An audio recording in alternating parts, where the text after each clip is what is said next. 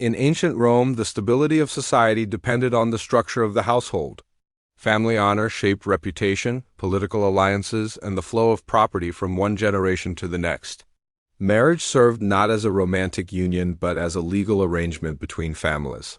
A wife entered her husband's household with the expectation that she would protect the purity of the family line. Her duty was clear. She was expected to remain loyal, obedient, and devoted. In return, she received a place within the household, a share of the family reputation, and limited protection under the law. The birth of children determined citizenship, inheritance, and political continuation. Romans believed that the corruption of lineage threatened the future of the state itself.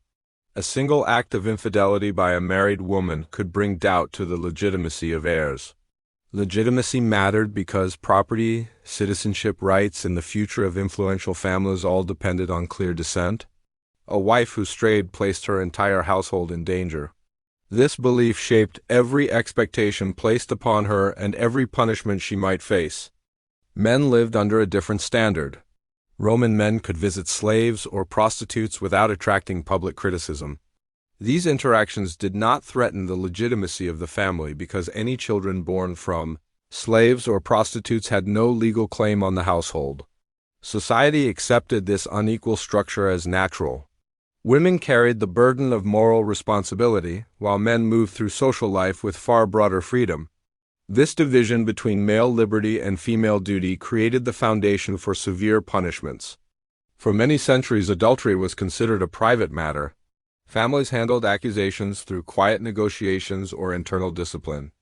This changed dramatically during the rule of Augustus. Augustus believed that the moral decline of Rome threatened the strength of the empire.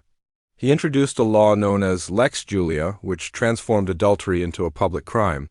A husband who discovered that his wife had been unfaithful was now required to report the offense. Failure to do so suggested that he accepted immoral behavior for financial or political gain. The law forced husbands into the role of enforcers. The state demanded harsh moral discipline and made the private lives of families a matter of public concern.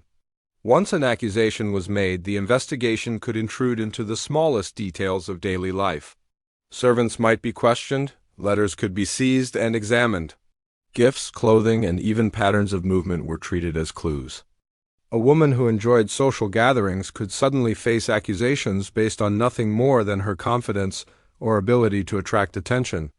Any sign of independence became suspicious. The investigation itself damaged a woman's reputation long before the trial concluded.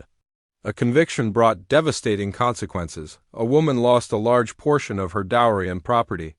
Her legal status changed immediately. She became a woman without honor and without the protection of her family. She could no longer marry a man of respectable standing. She lost her ability to inherit wealth. Her social world collapsed. The sentence did not simply punish her body. It destroyed her identity and erased her place within Roman society. Exile presented one of the harshest punishments for a convicted woman. Exile often meant banishment to a remote island with few resources. These islands offered little shelter from the natural elements. Food was scarce and there was no community to offer support. A woman who faced exile endured not only physical hardship, but complete isolation from the life she once knew. Many never returned. Their families often avoided speaking their names again.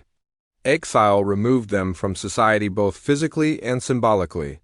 The punishment of adulterous women extended beyond formal legal action. Roman households were governed by strict customs. Fathers held immense authority over their married daughters.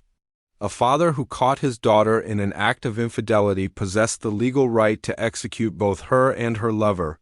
Roman society considered this a painful but acceptable defense of family honor. The father was expected to protect the dignity of his household, and the death of an unfaithful daughter was viewed as a tragic necessity. A husband held a slightly different form of authority. He could kill his wife-lover only if the lover belonged to a lower social class. This included slaves, performers, and gladiators. The logic behind this rule grew from Roman beliefs about honor. A man of high rank was too important to be killed without a formal trial. Although a husband lacked full authority to kill at will, many took advantage of the confusion between public law and private custom. Some husbands executed their wives with little consequence, claiming that they had acted in defense of dignity. Humiliation served as another tool of punishment. A woman accused of adultery could be stripped of her fine clothing. Her hair could be cut or shaved. In Rome, a woman hairstyle represented her social standing. A carefully arranged style signaled respectability and wealth. When her hair was cut, she lost a symbol of honor. The transformation functioned as a public announcement that she no longer belonged among respectable women. Even if the punishment occurred in private, the consequences became known within the community. Former friends and relatives often avoided her to protect their own reputations. Cases involving wealthy or powerful families drew great public attention. Augustus faced a painful example when accusations spread about his daughter Julia. Julia had lived a public life filled with admirers and social gatherings.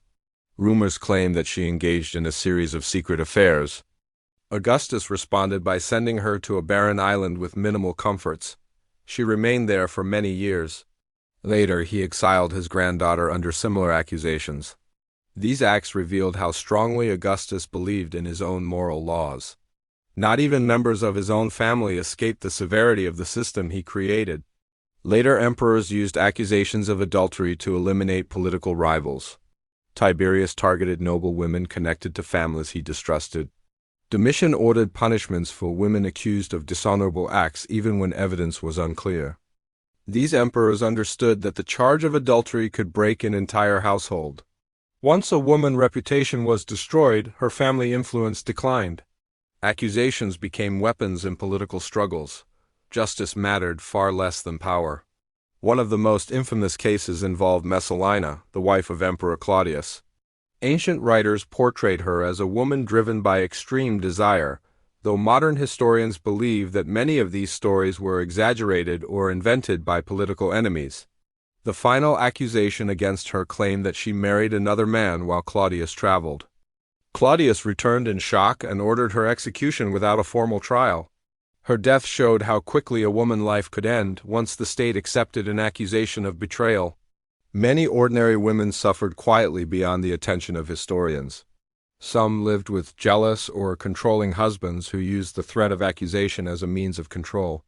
A husband might restrict her movements, remove her servants, or forbid her from meeting relatives. Roman law granted husbands broad authority to protect the honor of their household, which often left women with little ability to defend themselves. False accusations could trap a woman in a life of fear long before a formal trial took place. The daily life of a married woman in Rome involved constant vigilance. She needed to consider her every action. A visit to the market could be misinterpreted. A conversation with a neighbor might attract suspicion. A letter from a friend could be twisted into a sign of secret affection. Many women limited their social lives to avoid risk. Although some found ways to maintain independence, nearly all understood the dangers that followed even the appearance of impropriety. Despite the strict laws and severe punishments, secret relationships still occurred. Roman poets spoke openly about lovers who met in gardens during early morning hours or exchanged messages hidden in ordinary objects. Some women relied on trusted servants to deliver notes or provide cover for brief encounters. These relationships offered companionship and relief from oppressive marriages. They also carried immense risk. Discovery meant humiliation, exile, or death. Lovers who pursued these connections lived with the constant threat of ruin. The unequal structure of Roman law shaped the fate of every woman. Men could indulge in physical pleasure without fear of legal consequences. Women faced the full weight of public judgment for any sign of infidelity. Even innocent women could lose their reputations based on rumor or political manipulation. The system existed to protect lineage and male authority, not to provide fairness.